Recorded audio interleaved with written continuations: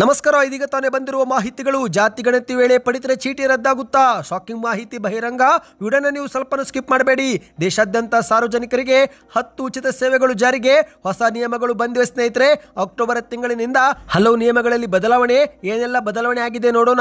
ಇನ್ನು ಇದೇ ಮಧ್ಯೆ ಮಳೆಯಿಂದ 40 ಎಕರೆ ಬೆಳೆ ನಾಶವಾದಂತ ಮಲ್ಲಿಕಾರ್ಜುನ್ ಕುಟುಂಬಕ್ಕೆ ಮೊದಲು ಪರಿಹಾರ ಕೊಡಿ ಎಂದು ರಾಜ್ಯಾಧ್ಯಕ್ಷ ಬಿ.ವಾ. ವಿಜೇಂದ್ರ ಅವರ ವ್ಯಂಗ್ಯ. ಬೆಳೆ ಹಾನಿ ಪರಿಹಾರ ಕುರಿತಂತೆ ಮುಖ್ಯಮಂತ್ರಿಯವರ ವೈಮಾನಿಕ ಸಮೀಕ್ಷೆ. ಇದೇ ಮಧ್ಯೆ 2,000 ಕೋಟಿ ರೂಪಾಯಿ ಬಿಡುಗಡೆ ಮಾಡಿ ಘೋಷಣೆ ಮಾಡಿದಂತ ಮುಖ್ಯಮಂತ್ರಿ ಸಿದ್ದರಾಮಯ್ಯನವರು ಯಾರಿಗೆ ಹಣ ಜಮೆ ಆಗುತ್ತೆ ನೋಡೋಣ. ಇನ್ನು ಪ್ರತಿ ಸಂತ್ರಸ್ತ ಕುಟುಂಬಕ್ಕೆ ತಲಾ 50,000 ರೂಪಾಯಿ ಪರಿಹಾರ. ಆರೋಶಕವರ ಮಾಹಿತಿ. ಎಲ್ಲ ಸುದ್ದಿಗಳು ಬಂದಿವೆ ಸ್ನೇಹಿತರೆ. ಇನ್ನು ನವದೆಹಲಿಯಲ್ಲಿ ಪತ್ರಿಕಾಗೋಷ್ಠಿ ಕರೆದು ಕೇಂದ್ರದ ಸಚಿವ ಎಚ್.ಡಿ. ಕುಮಾರಸ್ವಾಮಿ ಅವರು ಆಕ್ರೋಶ ವ್ಯಕ್ತಪಡಿಸಿದ್ದಾರೆ. ಗೃಹಲಕ್ಷ್ಮಿ ಯೋಜನೆ ಕುರಿತಂತೆ ಒಂದು ಮುಖ್ಯವಾದ ಮಾಹಿತಿ. ಇದುವರೆಗೆ ನಿಮ್ಮ ಖಾತೆಗೆ ಹಣ ಜಮಾ ಆಗಿಲ್ಲವೆಂದ್ರೆ ಈ ಒಂದು ಮಾಹಿತಿ ಪೂರ್ತಿಯಾಗಿ ನೋಡಿ. ಎಲ್ಲ ಸುದ್ದಿಗಳನ್ನು ಡೀಟೇಲ್ ಆಗಿ ನೋಡೋಣ. ಅದಕ್ಕಿಂತ ಮೊದಲು ನೀವು ನಮ್ಮ ಚಾನಲ್ಗೆ ಮೊದಲು ಬಾರಿ ಭೇಟಿ ಕೊಡ್ತಾ ಇದ್ರೆ ಸುದ್ದಿ9 ಯೂಟ್ಯೂಬ್ ಚಾನಲ್ಗೆ ಸಬ್ಸ್ಕ್ರೈಬ್ ಆಗಿ ಪಕ್ಕದಲ್ಲಿ ಕಾಣಿಸೋ ಗಂಟೆ ಒತ್ತಿ. ಇದರಿಂದ ರಾಜ್ಯದ ಮುಖ್ಯವಾದ ಮಾಹಿತಿಗಳು ನಿಮಗೆ ಸಿಗುತ್ತವೆ. ವಿಡಿಯೋಗೆ ಲೈಕ್ ಮಾಡಿ ಮತ್ತು ವಿಡಿಯೋ ಪೂರ್ತಿಯಾಗಿ ನೋಡಿ. ಬನ್ನಿ ಸ್ನೇಹಿತರೆ, ಎಲ್ಲ ಮುಖ್ಯವಾದ ಮಾಹಿತಿಗಳನ್ನು ಡೀಟೇಲ್ ಆಗಿ ನೋಡೋಣ. ಇದೀಗ ರಾಜ್ಯಾದ್ಯಂತ ಸೆಪ್ಟೆಂಬರ್ 22ರಿಂದಲೇ ಜಾತಿ ಗಣತಿ ಸಮೀಕ್ಷೆ ಕಾರ್ಯ ಪ್ರಾರಂಭವಾಗಿದೆ. ಆದರೆ ಮತ್ತೊಂದೆಡೆಯಲ್ಲಿ ನಕಲಿ ಬಿಪಿಎಲ್ ಕಾರ್ಡು ಕೂಡ ರದ್ದುಪಡಿಸಿ ಅಂತವರನ್ನು ಎಪಿಎಲ್ ಕಾರ್ಡ್ಗೆ ವರ್ಗಾಯಿಸುವ ಕೆಲಸವೂ ಕೂಡ ಮುಂದುವರೆದಿದೆ. ಇದೇ ಒಂದು ವಿಚಾರ ಜಾತಿ ಗಣತಿಗೆ ದೊಡ್ಡ ಅಡ್ಡಿ ಸೃಷ್ಟಿಯಾಗಿದೆ. ಹೌದು ಗೆಳೆಯರೆ, ಜಾತಿ ಗಣತಿಯಲ್ಲಿ ಮಾಹಿತಿ ಕೊಟ್ಟರೆ ಪಡಿತರ ಚೀಟಿಯಲ್ಲಿ ರದ್ದಾಗುತ್ತೋ ಎಂಬ ಒಂದು ಗೊಂದಲ ಇದೀಗ ಬಿಪಿಎಲ್ ಪಡಿತರ ಚೀಟಿದಾರರಲ್ಲಿ ಉಂಟಾಗಿದೆ. ಹೌದು, ಒಂದು ಕಡೆಯಲ್ಲಿ ನಕಲಿ ದಾಖಲೆ ಸೃಷ್ಟಿ ಮಾಡಿ ಅಥವಾ ಸುಳ್ಳು ಮಾಹಿತಿ ಕೊಟ್ಟು ಬಿಪಿಎಲ್ ಕಾರ್ಡು ಪಡೆದಂತವರ ಒಂದು ಎಪಿಎಲ್ ಕಾರ್ಡ್ಗೆ ವರ್ಗಾವಣೆ ಮಾಡುವ ಕೆಲಸ ಮುಂದುವರೆದಿದೆ. ಇದರ ಒಂದು ಉದ್ದೇಶ ಬಡವರಿಗೆ ಸಿಗಬೇಕಾದ ಸೌಲಭ್ಯ ದೊರಕಿಸುವುದಾಗಿದೆ. ಆದರೆ ಮತ್ತೊಂದೆಡೆಯಲ್ಲಿ ಜಾತಿ ಗಣತಿ ಕೂಡ ಮಾಡಲಾಗುತ್ತಿದ್ದು ಇದರಿಂದ ಪಡಿತರ ಚೀಟಿ ರದ್ದಾಗುತ್ತೆ ಎಂಬ ಒಂದು ತಪ್ಪು ಕಲ್ಪನೆ ಈಗ ಹಲವು ಜನರಲ್ಲಿ ಎದುರಾಗಿದೆ. ಇದೇ ಕುರಿತಂತೆ ಬೆಂಗಳೂರು ನಗರದ ಜಿಲ್ಲಾಧಿಕಾರಿ ಆಗಿರುವ ಜಗದೀಶ್ ಅನ್ನುವರು ಸ್ಪಷ್ಟಪಡಿಸಿದ್ದಾರೆ. ಹೌದು, ಮಾಧ್ಯಮಗಳ ಮುಂದೆ ಮಾತನಾಡಿದಂತೆ ಇವರು ಈ ಒಂದು ಜಾತಿ ಗಣತಿ ಸಮೀಕ್ಷೆಯು ರಾಜ್ಯ ಸರ್ಕಾರದ ಮಹತ್ವಾಕಾಂಕ್ಷೆ ಯೋಜನೆಯಾಗಿದ್ದು ಹಿಂದುಳಿದ ವರ್ಗಗಳ ಮತ್ತು ಇತರೆ ಎಲ್ಲ ಜನರ ಸಾಮಾಜಿಕ ಮತ್ತು ಶೈಕ್ಷಣಿಕ ದತ್ತಾಂಶ ಸಂಗ್ರಹಿಸಲು ಮಾತ್ರ ಮಾಡಲಾಗುತ್ತದೆ. ರಾಜ್ಯದಲ್ಲಿರುವ ಯೋಜನೆಗಳನ್ನು ಪರಿಣಾಮಕಾರಿಯಾಗಿ ಜಾರಿಗೆ ಮಾಡಲು ಈ ಒಂದು ಸಮೀಕ್ಷೆ ಮಾಡಲಾಗುತ್ತಿದೆ.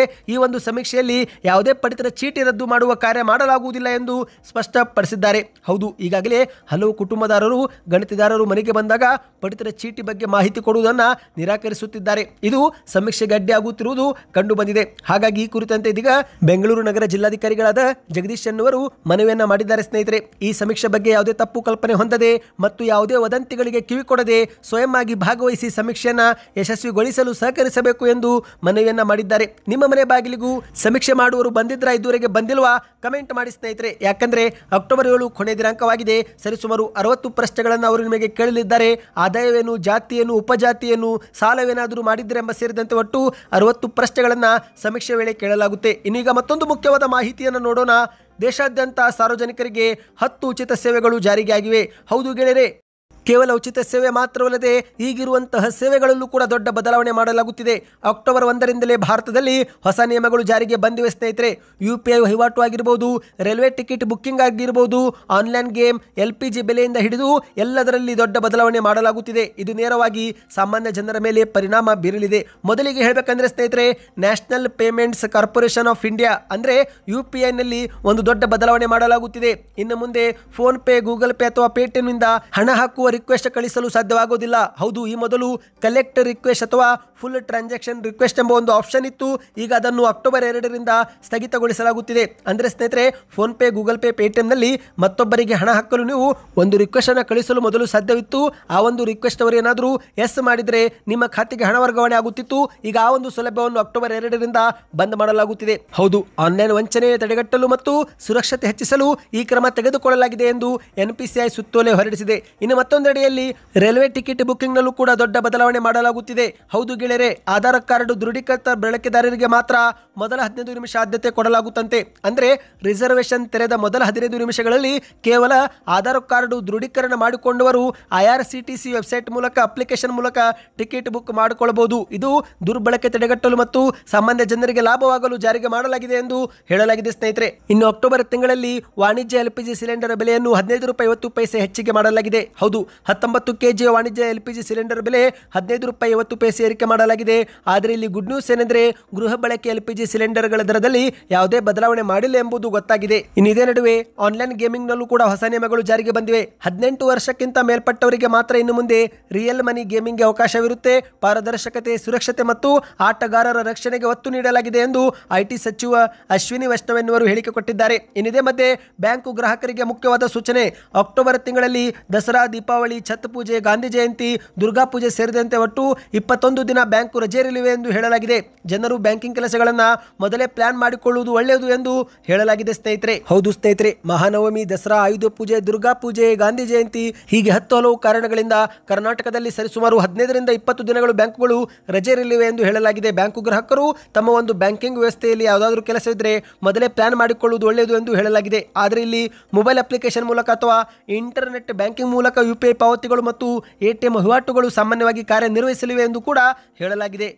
ಇನ್ನೀಗ ಮತ್ತೊಂದು ಮುಖ್ಯವಾದ ಮಾಹಿತಿಗೆ ಹೋಗೋಣ. ಅದಕ್ಕಿಂತ ಮೊದಲು ನೀವು ಕೂಡ ರೈತರಾಗಿ ನಿಮ್ಮ ಬೆಳೆ ಏನಾದರೂ ಮಳೆಯಿಂದ ನಾಶವಾಗಿದ್ದರೆ ಕಮೆಂಟ್ನಲ್ಲಿ ಯಾವ ಊರು ಎಂಬುದನ್ನು ಕಮೆಂಟ್ ಮಾಡಿ. ಇದೀಗ ಮಳೆಯಿಂದ 40 ಎಕರೆ ಬೆಳೆ ನಾಶವಾದಂಥ ಮಲ್ಲಿಕಾರ್ಜುನ್ ಖರ್ಗೆ ಕುಟುಂಬಕ್ಕೆ ಮೊದಲು ಪರಿಹಾರ ಕೊಡಿ ಎಂದು ಬಿಜೆಪಿಯ ರಾಜ್ಯಾಧ್ಯಕ್ಷ ವಿಜೇಂದ್ರ ಅವರು ಟೀಕೆಯನ್ನು ಮಾಡಿದ್ದಾರೆ. ಹೌದು ಗೆಳೆಯರೆ, ಮೊದಲು ಮಲ್ಲಿಕಾರ್ಜುನ್ ಖರ್ಗೆ ಅವರ ಕುಟುಂಬಕ್ಕೆ ಪರಿಹಾರ ಕೊಡಿ, ಜೊತೆಗೆ ರೈತರ ಸಂಕಷ್ಟಕ್ಕೂ ಕೂಡ ಸ್ಪಂದಿಸಿ ಎಂದು ಬಿಜೆಪಿ ರಾಜ್ಯಾಧ್ಯಕ್ಷ ವಿಜೇಂದ್ರ ಅವರು ಮಾಧ್ಯಮಗಳ ಮುಂದೆ ಮಾತನಾಡಿದ್ದಾರೆ. ಯಾಕಂದ್ರೆ ಸ್ನೇಹಿತರೆ, ಇತ್ತೀಚೆಗೆ ಕಲಬುರಗಿ ಜಿಲ್ಲೆಯಲ್ಲಿ ರೈತರೊಬ್ಬರು ಸರ್, ನಂದು ತೊಗರಿ ಬೆಳೆ 4 ಎಕರೆ ಬೆಳೆದಿದ್ದೇ ನಾಶವಾಗಿದೆ, ಮಳೆಯಿಂದ ಬೆಳೆ ಹಾನಿಯಾಗಿದೆ, ಪರಿಹಾರ ಕೊಡಿಸಿ ಎಂದು ಕೇಳಿದಾಗ ಅದಕ್ಕೆ ಮಲ್ಲಿಕಾರ್ಜುನ್ ಖರ್ಗೆ ಅವರು ನಿನ್ನದು 4, ನನ್ನದು 40 ಎಕರೆ ಹಾಳಾಗಿದೆ, ನನ್ನ ಬೆಳೆಯೂ ಕೂಡ ಸಂಪೂರ್ಣ ನಾಶವಾಗಿದೆ, ನನಗೂ ಕೂಡ ಪರಿಹಾರ ಬಂದಿಲ್ಲ ಎಂಬ ಮಾತನಾಡಿದ್ರು. ಇದೇ ಒಂದು ಮಾತನ್ನ ಮುಂದಿಟ್ಟುಕೊಂಡು ಈಗ ಬಿವಾ ವಿಜೇಂದ್ರ ಅವರು ಟೀಕೆಯನ್ನು ಮಾಡಿದ್ದಾರೆ. ಇದೇ ಮಧ್ಯೆ ಮಾಧ್ಯಮಗಳ ಮುಂದೆ ಮತ್ತೆ ಮುಂದುವರೆದು ಮಾತನಾಡಿ, ಈ ಒಂದು ಹಿಂದೆ ಮುಖ್ಯಮಂತ್ರಿಗಳಾಗಿದ್ದಂಥ ರೈತ ನಾಯಕ ಯಡಿಯೂರಪ್ಪನವರು ಎಲ್ಲ ಜಿಲ್ಲೆಗಳಿಗೆ ಪ್ರವಾಸ ಮಾಡಿ ಪ್ರವಾಹ ಪೀಡಿತರಿಗೆ ಕರ್ನಾಟಕದ NDRF ನಿಂದ ಮಾದರಿಯ ನೆರವು ನೀಡಿದ್ರು. ಈಗ ಸಿದ್ದರಾಮಯ್ಯನವರಿಗೆ ನಾನು ರೈತರ ಬಗ್ಗೆ ಕಾಳಜಿ ಇಲ್ಲ ಎಂದು ಆರೋಪ ಮಾಡೋದಿಲ್ಲ, ಬದಲಿಗೆ ಆ ಕಾಳಜಿ ವ್ಯಕ್ತವಾಗಲಿ ಎಂದು ನಾನು ಹೇಳುತ್ತಿದ್ದೇನೆ. ಕೂಡಲೇ ರೈತರಿಗೆ ಪ್ರತಿ ಎಕರೆಗೆ 25ರಿಂದ 30 ಸಾವಿರ ರೂಪಾಯಿ ಪರಿಹಾರ ಅವರು ಕೊಡಬೇಕು ಎಂದು ಮಾಧ್ಯಮಗಳ ಮುಂದೆ ವಿಜೇಂದ್ರ ಅವರು ಹೇಳಿಕೆಯನ್ನು ಕೊಟ್ಟಿದ್ದಾರೆ. ಇನ್ನೊಂದು ಕಡೆ ಆದರೆ ಆರೋಶಕ ಅವರು ಕೂಡ ಸಾಮಾಜಿಕ ಜಾಲತಾಣದಲ್ಲಿ ಟ್ವೀಟ್ ಮಾಡಿ ಟೀಕೆಗಳನ್ನು ಮಾಡಿದ್ದಾರೆ. ಹೌದು ಗೆಳೆಯರೆ, ಭಾರೀ ಮಳೆಗೆ ಕಲ್ಯಾಣ ಕರ್ನಾಟಕ ಮತ್ತು ಉತ್ತರ ಕರ್ನಾಟಕ ಹಲವು ಜಿಲ್ಲೆಗಳು ತತ್ತರಿಸಿ ಹೋಗಿದ್ದು, ಸಂತ್ರಸ್ತ ಕುಟುಂಬಕ್ಕೆ ಕೂಡಲೇ 50,000 ತುರ್ತು ಪರಿಹಾರ ಕೊಡಬೇಕು ಎಂದು ಆರೋಶಕ ಅವರು ಟ್ವೀಟ್ ಅನ್ನು ಮಾಡಿದ್ದಾರೆ.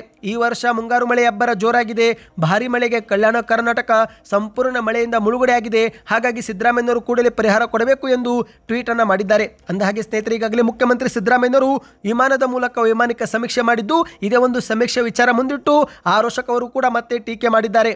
ಮುಖ್ಯಮಂತ್ರಿ ಸಿದ್ದರಾಮಯ್ಯನವರೇ, ಪ್ರಗಾಢ ನಿದ್ದೆಯಲ್ಲಿದ್ದ ನಿಮ್ಮ ಸರ್ಕಾರಕ್ಕೆ ಈಗಲಾದರೂ ಕಲ್ಯಾಣ ಕರ್ನಾಟಕದ ಪ್ರವಾಹ ಪರಿಸ್ಥಿತಿ ಬಗ್ಗೆ ನೆನಪಾಯ್ತಲ್ಲ, ಅದೇ ನಮ್ಮ ದೊಡ್ಡ ಪುಣ್ಯ ಎಂದು ಸಾಮಾಜಿಕ ಜಾಲತಾಣ ಟ್ವೀಟ್ನಲ್ಲಿ ಬರೆದು ಟೀಕೆಯನ್ನು ಮಾಡಿದ್ದಾರೆ. ಹೌದು ಗೆಳೆಯರೆ, ಜನರಿಗೆ ಬೇಕಾಗಿರುವುದು ನಿಮ್ಮ ವೈಮಾನಿಕ ಸಮೀಕ್ಷೆಯ ಫೋಟೋ ಶೂಟ್ ಅಲ್ಲ, ತುರ್ತು ಪರಿಹಾರ ಎಂದು ಆರೋಶಕ ಅವರು ಟ್ವೀಟ್ನಲ್ಲಿ ಬರೆದಿದ್ದಾರೆ. ಅಷ್ಟು ಮಾತ್ರವಲ್ಲದೆ ಕಲ್ಯಾಣ ಕರ್ನಾಟಕದ ಪ್ರವಾಹ ಪೀಡಿತ ಪ್ರದೇಶಗಳಿಗೆ ನಿಮ್ಮ ವೈಮಾನಿಕ ಸಮೀಕ್ಷೆ ಮತ್ತೊಂದು ಕಾಟಾಚಾರದ ಸಮೀಕ್ಷೆ ಆಗಬಾರದು ಎನ್ನುವುದು ಅಲ್ಲಿನ ಜನರ ನಿರೀಕ್ಷೆ.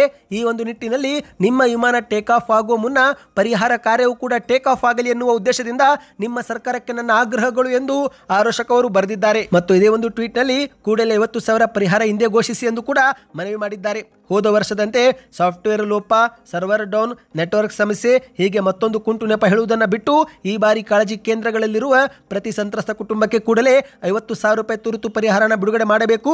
ಪರಿಹಾರ ಹಣ ವಿಳಂಬ ಮಾಡಿ ನೆರೆ ಸಂತ್ರಸ್ತರು ದೀಪಾವಳಿ ಹಬ್ಬವನ್ನು ಕತ್ತಲೆಯಲ್ಲಿ ಕಳೆಯುವಂತೆ ನೀವು ಮಾಡಬೇಡಿ ಎಂದು ಆರೋಶಕ ಅವರು ಒತ್ತಾಯಿಸಿದ್ದಾರೆ. ಈ ಒಂದು ಹಿಂದಿನ ಬಿಜೆಪಿ ಸರ್ಕಾರದಲ್ಲಿ ನಾನು ಕಂದಾಯ ಸಚಿವನಾಗಿದ್ದಾಗ ಯಡಿಯೂರಪ್ಪನವರು CM ಆಗಿದ್ರು, ಸ್ಥಳದಲ್ಲೇ ಚೆಕ್ ವಿತರಣೆ ಮಾಡಿದ್ರು. ಕಾಂಗ್ರೆಸ್ ಸರ್ಕಾರವು ಅದೇ ರೀತಿ ಸ್ಥಳದಲ್ಲಿನೇ ಚೆಕ್ ವಿತರಣೆ ಮಾಡಬೇಕು ಎಂದು ಟ್ವೀಟ್ನಲ್ಲಿ ಆಗ್ರಹಿಸಿದ್ದಾರೆ. ನೀವು ಕೂಡ ರೈತರಾಗಿ ನಿಮ್ಮ ಬೆಳೆ ಹಾನಿಯಾಗಿದ್ದರೆ ಕಮೆಂಟ್ನಲ್ಲಿ ಎಸ್ ಎಂದು ಕಮೆಂಟ್ ಮಾಡಿ. ಇನ್ನು ಇದೇ ಮಧ್ಯೆ ಮುಖ್ಯಮಂತ್ರಿ ಸಿದ್ದರಾಮಯ್ಯನವರು ಈಗ 2,000 ಕೋಟಿ ರೂಪಾಯಿ ಪರಿಹಾರ ಹಣ ಬಿಡುಗಡೆ ಮಾಡಿದ್ದಾರೆ ಎಂಬ ಮಾಹಿತಿ ಲಭ್ಯವಾಗಿದೆ.